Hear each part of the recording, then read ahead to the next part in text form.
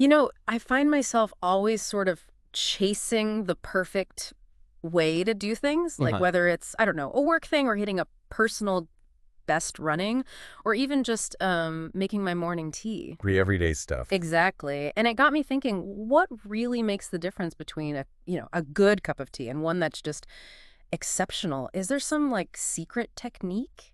Well, it's maybe less of a secret and more something we overlook. A tool, really. Oh, Yeah. Today, in this deep dive, we're going to zero in on the humble tea timer. a tea timer. Right, What? absolutely. We'll unpack why this simple little gadget is actually pretty critical if you want to master both the art and the science of brewing tea. We're drawing insights from the Comprehensive Guide to Tea Timers. Okay, interesting. So our mission for you listening is to show you why a tea timer isn't just some, kitchen drawer clutter. Exactly. It's actually indispensable for getting that consistent flavor, the best aroma, and crucially avoiding that awful bitterness you get from steeping too long. Yeah, the dreaded oversteep. Right. So this deep dive is for you, whether you're just starting out with tea or, maybe you're a longtime tea lover looking to really perfect your brew. Let's get into it. Let's do it. So let's kick things off with a big question.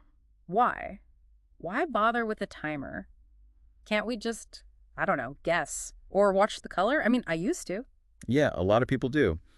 But does a few seconds really matter that much? That's what I'm wondering. It absolutely does. Yeah. And it gets to the heart of why brewing tea is like both an art and a science. Okay. Art and science. How so? Well, think about it. Different teas have different compounds, right? Chemicals that dissolve in the water at different speeds. Uh-huh. So take a delicate green tea. In the first minute or so, you're getting mostly L-theanine, that nice calming umami flavor. Right. I like that part. Exactly.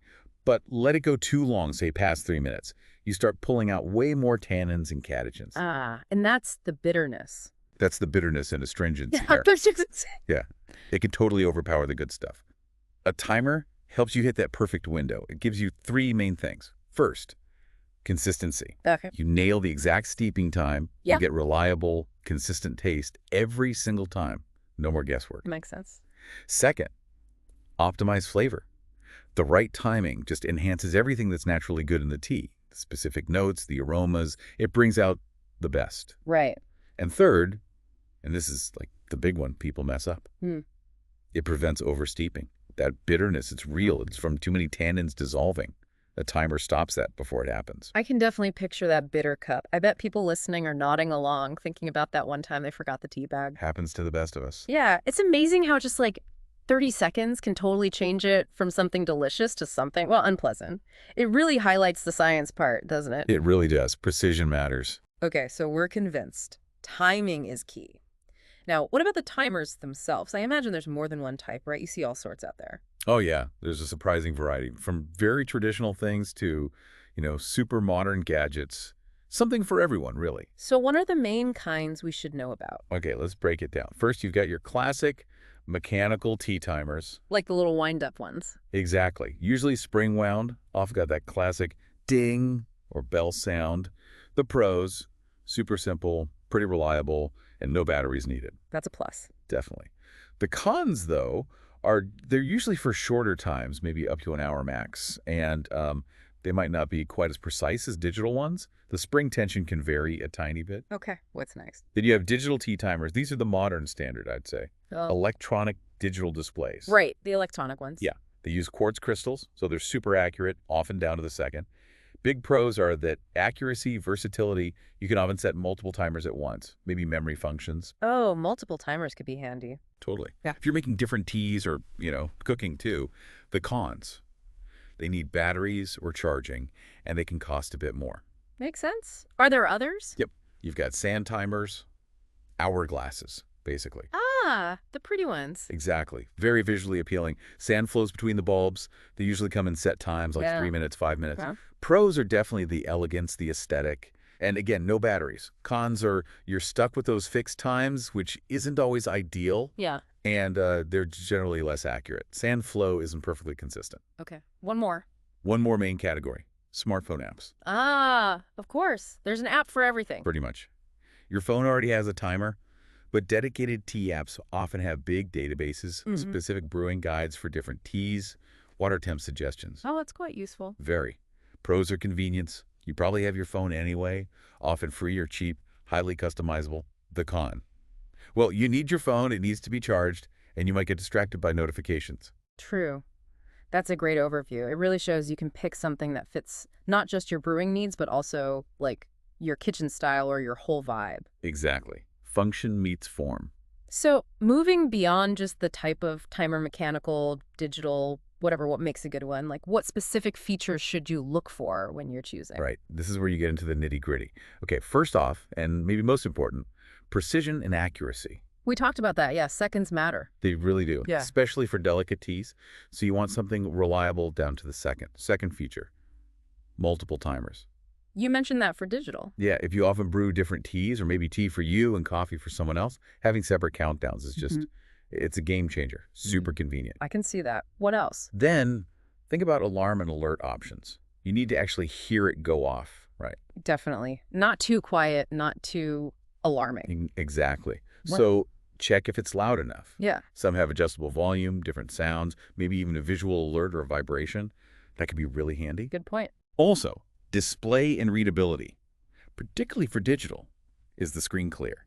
Easy to read from a distance. A backlight is a huge plus for, those early morning or late night cups. Oh, yeah, definitely. And then durability and build quality. You're going to be using this thing maybe daily. So you want something that feels solid, good materials. If it's mechanical, a smooth mechanism. If it's digital, buttons that feel sturdy. Right. You don't want it breaking after a few uses. Exactly. And finally, think about portability. Do you only brew at home? Or do you want to take it to the office? Maybe traveling.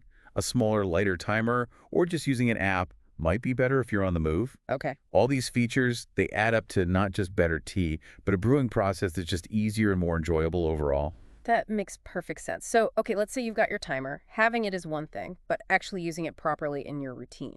That's the next step, right? Absolutely. It's Us- simple, but following the steps makes all the difference. So walk us through it. How do you use a tea timer for that perfect brew? Okay. Step 1, select the right timer for the job, if you have options. Yeah. Maybe digital for that tricky green tea, sand timer for your relaxing evening herbal. Right. Step 2, set the timer. This means knowing the right steeping time for your specific tea. Look it up if you're unsure. Generally, black teas might be 3-5 minutes. Green teas often shorter, maybe 2-3 minutes.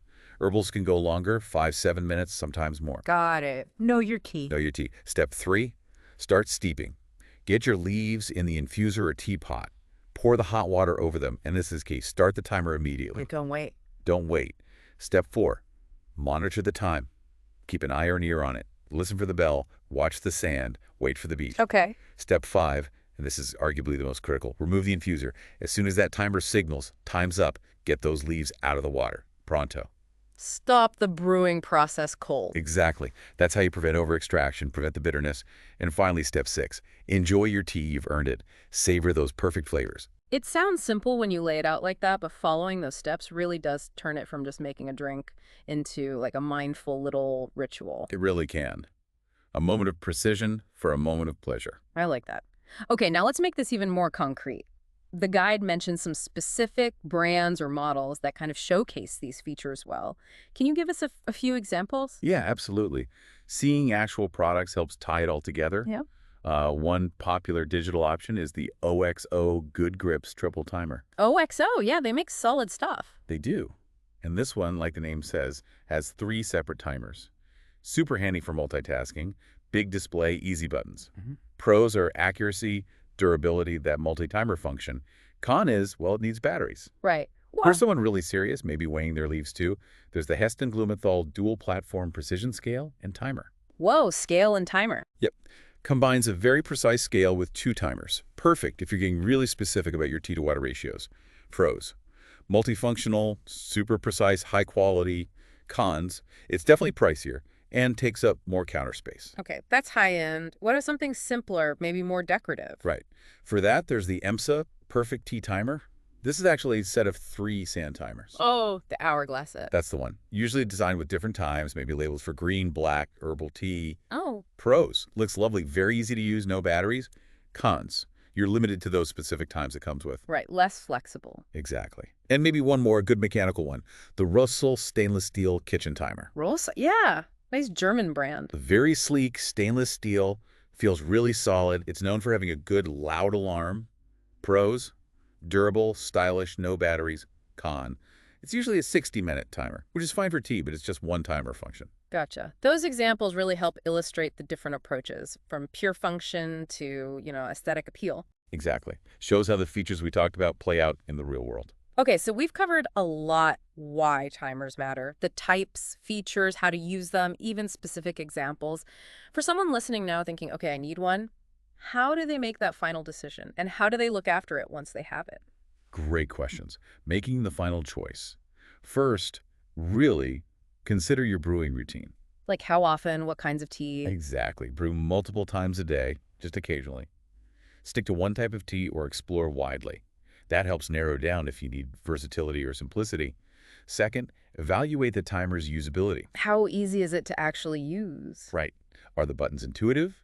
Is the display easy to read? Is winding it smooth? Try it out if you can. Or read reviews focusing on ease of use. Good tip. Third, check the alarm again. Is it loud enough for your space? Or maybe too loud? Is adjustable volume important? Don't underestimate the alarm factor. Right, gotta hear it. Fourth, the aesthetic and design. Does it fit your kitchen? Do you want it to be visible, like a nice sand timer, or just functional? And finally, of course, budget.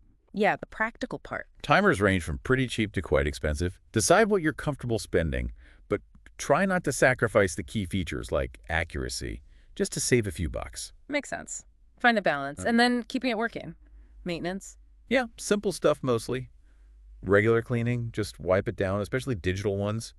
Don't dunk them in water. Common sense. Yeah. For digital ones, check batteries periodically. Replace them before they die mid-brew. Oh, good point. That would be annoying. Very. Handle with care, especially mechanical and sand timers. Don't drop them.